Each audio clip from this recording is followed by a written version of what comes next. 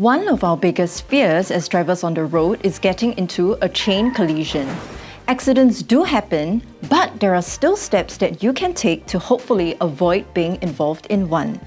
Here are 6 tips for you to take note of so that you don't find yourself in the middle of a pile-up.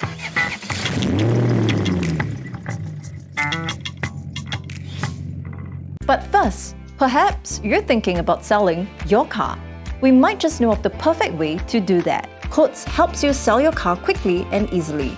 With the new Coates doorstep, get a professional inspection by our certified mechanics at your convenience, anywhere on the island. Coates will then auction out your car online to its wide network of dealers to bid on your car. Once bidding is complete, Coates will update you with their best offer price at no obligation.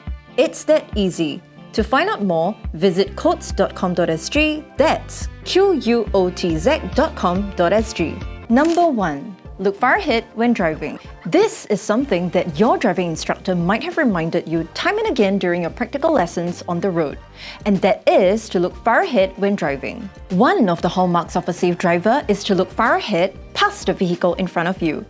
Doing so will let you anticipate any potential hazards that may come up.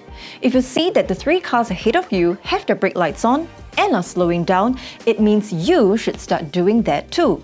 This also gives the cars behind you the signal to slow down. By doing this, you're less likely to panic and possibly crash into the car ahead should they come to a sudden stop, and in turn have a domino effect for those behind to crash into you. Number 2. Keep a safe following distance. Keep a safe following distance. That's something that we learned while taking our driver's license. In the Basic Theory Handbook, it states that a 1-car distance should be kept for every 16 km per hour, 4 car lengths at 64 km per hour, and 5 car lengths at 80 km per hour.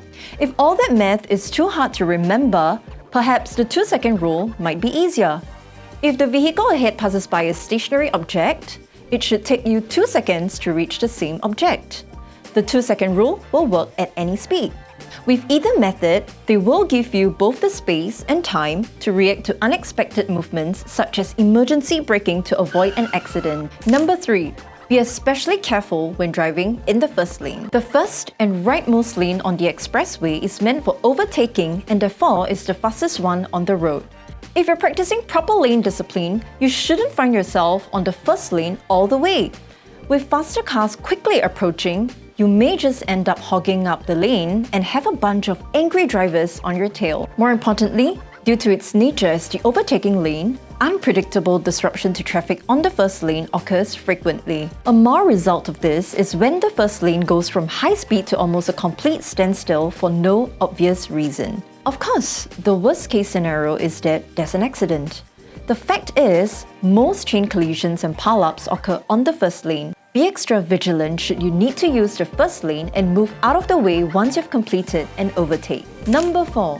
Be aware of the following car's distance. While it is important to pay attention to the car ahead of you, don't forget about the vehicles behind you. One great advice to always keep in mind is to keep an eye on your rearview mirror periodically. By keeping an eye on those behind you, you will be able to anticipate and react defensively should anything happen. If the car behind you is following too closely, try to get some distance from the car in front of you. Should the car in front slow down or stop suddenly, you will have some buffer space to inch forward or to brake shallower, leaving space for the rear vehicle to stop safely. Number 5. Don't drive distracted. Under no circumstance should you be distracted on the road. Whether it's using your phone or fiddling with your infotainment system, distractions won't allow you to react swiftly to avoid getting into any sort of trouble.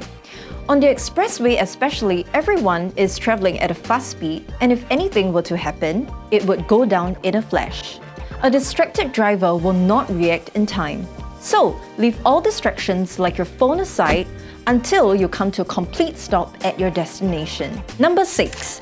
Make use of your car's safety system. Chances are, the car you're driving is fairly new and comes with at least a basic set of driver assistance safety features. Things like blind spot monitors, front and rear collision sensors, and lane departure warning are all very useful and potentially life-saving features. Cars with brake assist features will even initiate emergency braking automatically if you do not react on time.